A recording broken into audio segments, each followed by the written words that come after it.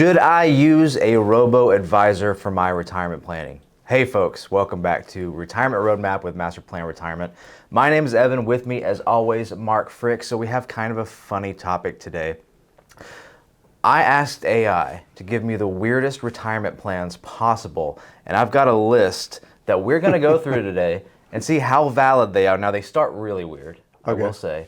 And I progressively say, okay, now make it more practical. Now let's make it a little bit more practical. And so we get to some actual pretty interesting topics. We have a lot of clients who have a lot of really interesting plans in retirement as far as how they want to live, where they want to live, which some of these actually reminded me of some of our clients. Some of them, I hope, are never our clients, but we'll see when we get. Or we can correct them, one of the two. Yeah, exactly. So let's walk through these. I'm looking forward. So we did not have a pre-radio show meeting today. No. Evan said, I'm going to spring this on you, and we're just going to take off with it. So this should be fun, so I hope you hang around. So this is skipping the boring 401k Roth IRA talk. This is strictly what are the weirdest retirement plans that we can come up with. And number one is starting a cult. Of hobbies. So what if you retired and started a cult based on knitting, salsa dancing, or conspiracy theory gardening? Do you think you have to be extra charismatic for that one? It takes a that helps. Yeah, you have to have people like you and trust you. But I don't know what to say about that. So I'm trying to imagine a cult of gardeners. We almost have something like that up the road from here. Yeah, we sure do. There's a community garden. I don't know community if garden, yeah, beautiful place. Lots of people that work there. I don't think they're a cult. Not accusing them of that. I would love to participate, by the way. But yeah, just as long as they don't bring Kool-Aid. So really weird. Yeah, really weird out of the gate with the first one. The second one I actually kind of like. So bear with me. Retire in a haunted house. Okay, so why do all retirees go to Florida? Let's talk about moving into a spooky Victorian mansion and turning it into an Airbnb with ghost tours.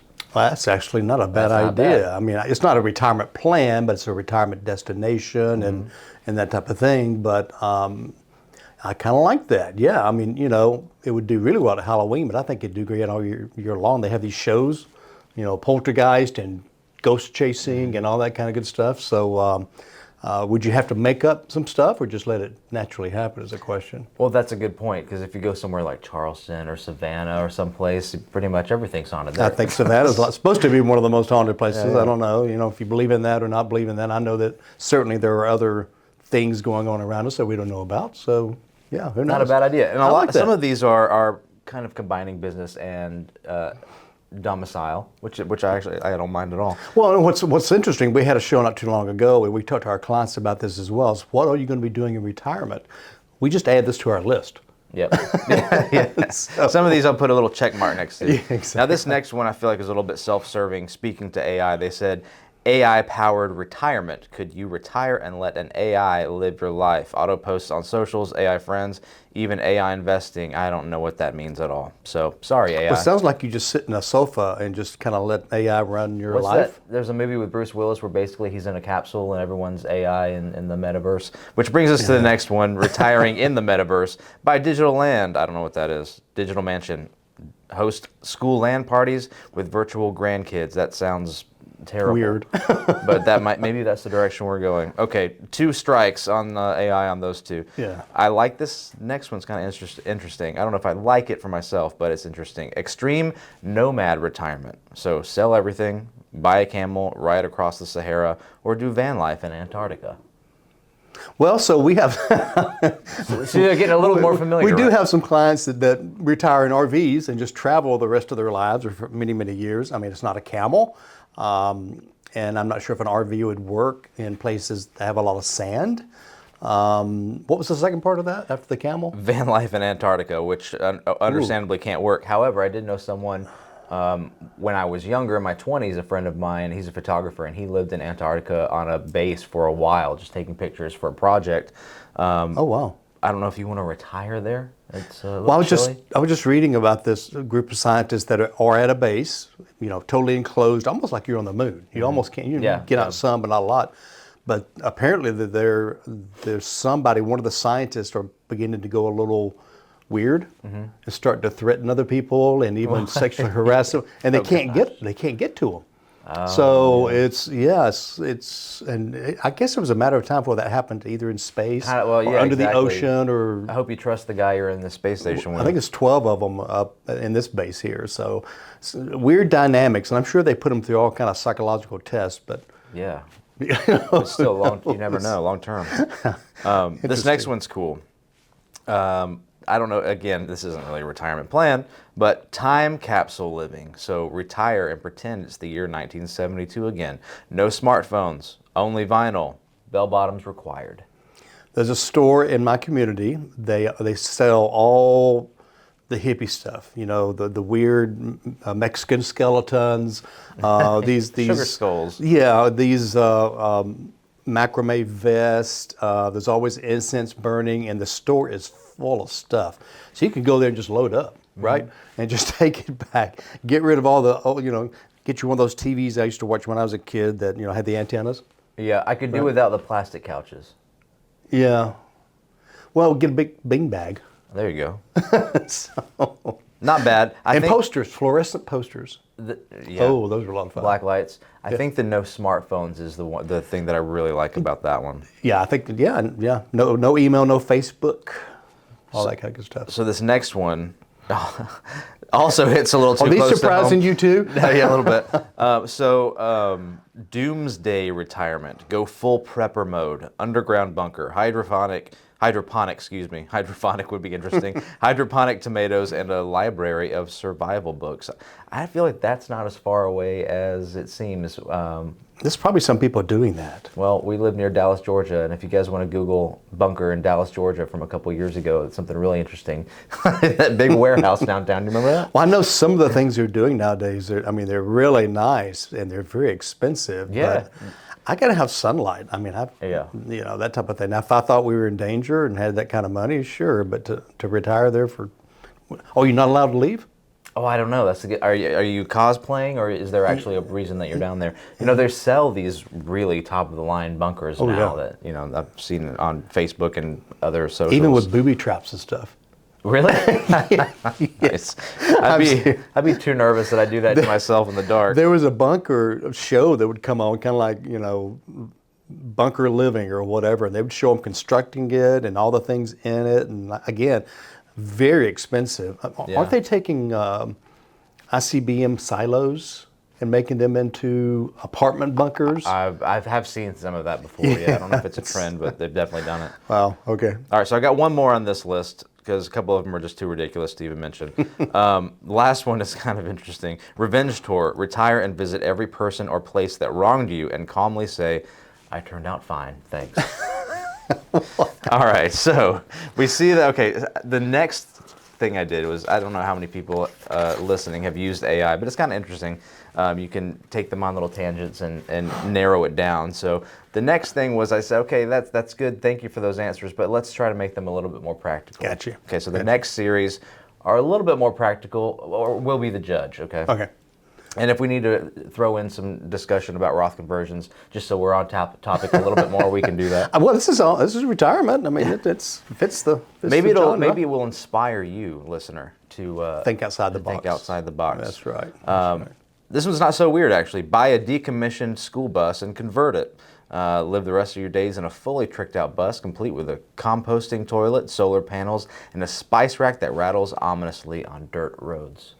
So it's like a level above the Partridge Family. A little bit. But that's actually huge right now. There are whole communities that convert school buses and do festivals and stay together in campgrounds and stuff like that. My cousin was RVing with his family for over a year. They did the same thing. Your parents. So it's not uncommon. We have clients who RV as well. It's not bad at all. Just as long as you make sure that you've got your stream of income where you need it to be. And I would think that the older you get, you start to have to think a little bit more about healthcare.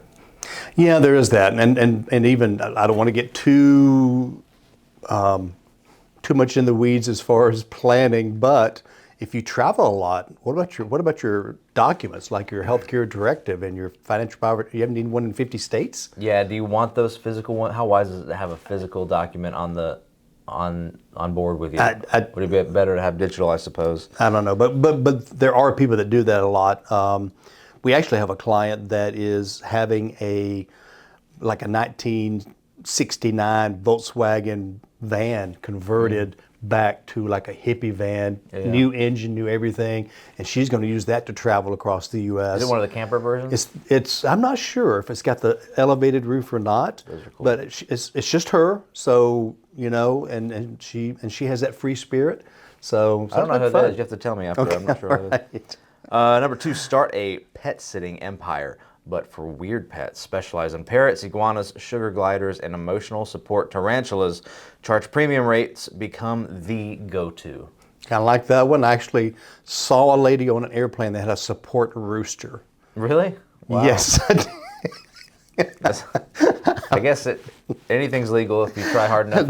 If you have the right documentation. They have pushed it to the limits, that's for sure. But we should sit here for a minute and think of other weird animals. Let's not. No, let's not. Number 3, actually, this isn't too far off. Well, we'll get to this. So, retire into a theme park job for perks. So, work part-time as a character actor or a tram driver at Disney or Universal. Free park entry, plus health insurance, plus churros. Weirdly genius. That's actually, I have a friend that I went to high school with. He was a teacher, and in the summers he would go to Disney World in Florida and work. But now that he's retired, he goes down there for like 6 months and works. And he's not a character, but he does whatever, I don't know, walks around and he may work in a shop or whatever.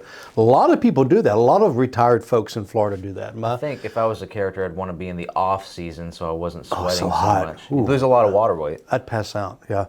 But I think my parents, when they lived in Florida for a while in the winter, would work some part-time work, or at least tried to. So that's not unusual at all. Well, you had an interview a couple months back with a couple of our clients who do national park tours and live and volunteer and work on the national park grounds, and they've done. And they get free room and board, work 20 hours a week, and they become like family. If you want to see that episode, it's about 6 weeks old, so it's going to be on our website, which happens to be MasterPlanRetire.com. If you go under episodes, you'll see 40, 50, 60 episodes. I think 75 now, if I remember correctly. Podcasts are there, YouTube videos of these radio shows are there as well. But if you'll go back about 6 weeks, we interview that couple about what they do each summer and just how they become a community with the people that are there volunteering, as well as the people that work there. It just really is a cool thing to do. But back to the website, MasterPlanRetire.com under episodes. But more importantly, there's a little button there that says schedule a meeting. Why would you want to schedule a meeting? Well, one of the things we love to do is run a series of reports for folks, complimentary, to see where you're at and see what kind of stumbling blocks could be ahead of you in retirement, because that's what you want to address. So take advantage of that. Our calendar pops up. You're able to choose a time, date, Zoom, face-to-face, phone call, whatever works. But take advantage of MasterPlanRetire.com, or you can give us a call, 770-980-9262.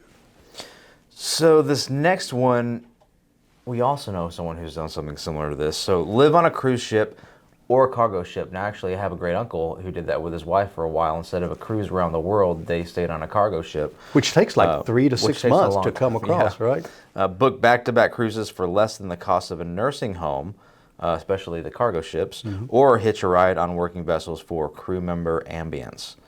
Well, there are people that spend $365 a year on a cruise ship. They'll be on one for 2 weeks, get off that, and at the same port, have the next one get back on it. And really, if you do, more of the bargain suites, your food's taken care of. Some of your drinks are taken care of. You have medical care available on board. I don't know if I need to say this or not. They actually have a morgue on board, by the way. I knew you were going to say that. So that's another topic for another show. You got desserts, you got all this kind of stuff, and somebody, people to keep an eye on you. You have a swimming pool, and I've heard certainly less than like an assisted living or a nursing home or something like that for sure. All right, so I'm going to do one more on this topic before I go to the next group. Okay. This one's interesting too. Create a retirement commune with friends. Buy land together, build mini houses, share chores, invent your own holiday traditions like Taco Wednesday and passive-aggressive game night. I don't know about the games, but well, we talked about property, doing that as yeah. a family, 3 generations, doing Yeah, yeah. something like that. But a retirement community would be interesting because you're all the same age, same interest.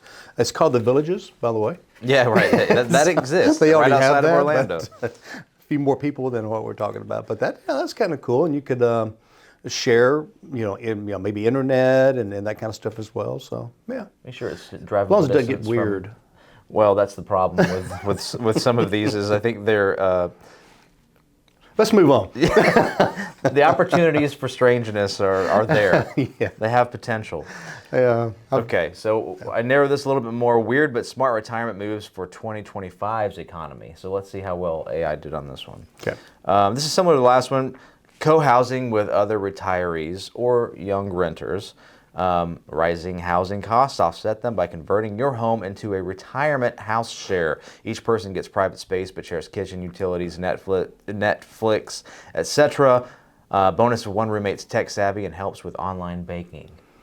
I think it's a great idea. If you could stand it. Here's the one thing. Before you move on, just think about the retirees we know. How many of them want to have roommates? Well, the ones that are good friends. Like they've recommended they're good friends. So those Yeah, okay. those 4 would fit together nicely, but can you find 4 more or 6 more or whatever? Yeah. Because you are in the same house and you have separate bedrooms, because I'm aware of a situation similar to this. The caretaker lives in the basement, otherwise everybody's upstairs, they share meals, they take turns cooking, doing laundry. But again, there is that, as we get older, and I'm getting older, so I can attest to this, we tend to get a little more cranky. A little bit less willing to deal with other folks and their intrusion. So it would have to be the right group of folks, but I wouldn't mind that. So this next one is a real conversation that I've had with a couple of folks. Retire to a country with lower cost of living, Oh, but absolutely. with remote income. Places like Portugal, Mexico, parts of Southeast Asia are more affordable. So combine that with remote freelance gigs, editing, teaching English, consulting, and you stretch your dollars way further. We have a client that lives on the beach in Panama. Every time we meet via Zoom, she turns her little laptop around and shows me the beach and the ocean, and she's living on a lot less. And yes, working out great for her. I actually subscribe to International Living. I did it for 1 year. I just wanted to see what it was about. I could talk to my clients about it, things like that. I've heard Costa Rica's great, although it's beginning to get a little more expensive. But there are dozens of countries, but you have to look at several things. Number one is safety. Number two is there's many countries like Costa Rica that are not in the hurricane funnel or whatever you want to call track. They've not been hit by a hurricane like for hundreds of years. So that's important. Insurance, how's their health care, a lot of things to consider, but a lot of folks are doing that. Something else to consider, if you are taking income from a retirement account, there's potential. It's different for every country. There's potential for it to be taxed in America as well as wherever you live. Yeah, that's something you want to consider, because I would not want to do that. But again, some of these countries we've mentioned are very friendly toward Americans. They like us coming down, spending our money, right, and things like that. They get jobs, servicing restaurants, whatever. So, yeah, very popular. Yeah. Very popular. This next one seems like it would just be an aspect of the commune that we were putting together for our clients. Barter-based living or time banking. So join a local time bank or skill trade community. Offer babysitting, tutoring, repairs, etc. in exchange for groceries, rides, or services. Beats spending cash. Again, this is community dependent. Could you do that like in a small 55 and older community where you have separate houses? I have so many ideas that if I just had the funding for, I could. We're not legally Make selling billions. stock, by the way. Yeah. So we do not have a prospectus on that, so please don't ask. Live-in property caretaker or house sitter. People with second homes need security and maintenance. You get free rent in sometimes amazing places in exchange for watching a house and maybe walking a dog. Some even pay a stipend. I've done that on short-term Yeah. trips, like for a week, go take care of a friend's home or whatever and walk their dogs and lay by their pool. So it's a good gig. Fridge was full, wine cabinet was full, all that kind of good stuff. So yeah. The next one we kind of touched on a little bit already, but split retirement work seasonal gigs half the year. So think Amazon Camper Force, National Park work, we spoke about that.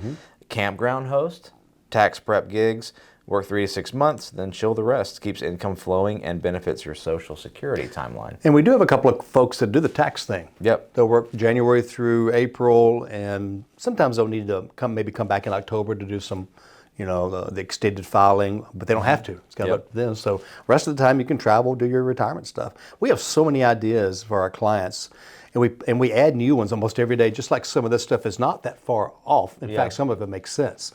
But things they can do, whether it be 3 days a week or 3 months out of the year, whatever works for them. We have that discussion with almost every client when we get close to retirement. That's one of the fun things about the job is everyone is so different, comes from a completely different background. As we all know, every retirement plan and need is different, but some of the ideas and the things that we hear clients do are envious. They're really cool ideas. This next one is interesting because it's also really great for younger folks too, but invest in a duplex. Live on one side, rent the other. Beats a nursing home or apartment, keeps you in control of your space. The rent from the other side helps cover retirement costs, well, probably covering the mortgage more than anything else, starting out at least, or house a younger family member to help out. So I was just going to say maybe somebody, a niece and their husband or vice versa, that will be able to drop in on you, not full-time care, but drop in, keep an eye out, things like that. That's a great idea. I like that. Which is similar to parents living in a basement of their kids or something as well, but a little bit closer proximity. I like that. So the next one, convert a hobby into income with an inflation-proof angle. Let's see what AI thinks that is. Gardening, sell microgreens or herbs at a farmer's market. Sewing, upcycle thrift store clothing for Etsy. Cooking, host small private dinners. Post-pandemic supper clubs are trending again, apparently. These keep costs low and have high margin potential. Yeah, one of my favorite places to go is our antique flea markets. So or antique markets, and so you have like 200 booths inside this big building, and every booth is a different person runs it, and they pay maybe $200 a month to rent the booth, and they bring in stuff they find all over the place, and it's not full time. They'll drop in on maybe Sunday afternoon, fix up the booth a little bit. They don't have to be there though. Great little gig. Yeah. Retire to a college town. Now, I think this is also very specific on the personality of the retiree, but you have access to culture, affordable health care via teaching hospitals. Again, I don't know if I want to do that or not, but often lower cost of living. You can even audit classes and stay sharp, offer cheap or free. Yep. That's we talk to our clients all the time. Go take a class. It doesn't cost you anything. In Georgia, maybe many places that's true. You don't get credit, but you can take a cooking course or a literature course or a writing course or whatever and just enjoy it. And even if you fail, it doesn't matter. Yeah. Utilize state and local programs aggressively. So there's a lot more programs out there that are available for retirees if you just do a little digging. Many people overlook senior property tax exemptions, low-income energy assistance, public transit passes, free recreational classes, etc. In this economy, every $100 saved counts. Well, I know this area we have so many senior centers where they can go and get all kind of, they have games and fellowships and parties and all that kind of stuff. Interest groups, all sorts of things like that. And hopefully they're adding pickleball soon, so. I think that's a pickleball community. Yeah. There you go. Last one, and again, this is we've talked about this a little bit, downsize to a multi-use RV or tiny home. Park strategically. Fuel is expensive, but you can go semi-nomadic. Stay put on a cheap long-term lot or live seasonally in different affordable areas. Think Arizona in winter, Michigan in summer. Off-grid solar makes this super reliable. I think I could live in a tiny house. I think I could. I totally could. Apartment living, I miss that actually. Well, actually, when you lived in New York, you were in a tiny house. Essentially, yeah. But you only buy what you need. That's right. You don't buy this junk and stuff like that. So yeah, I love your list. I love using AI to put that together. I know some of them were silly. You left out the most silly ones. Yeah, some were a little too much. But love the ideas. So that was a fun show. We are glad you joined us. Hope we'll see you next time. Again, lots of episodes on the website. But in the meantime, until we see each other again, plan well and prosper. Take care.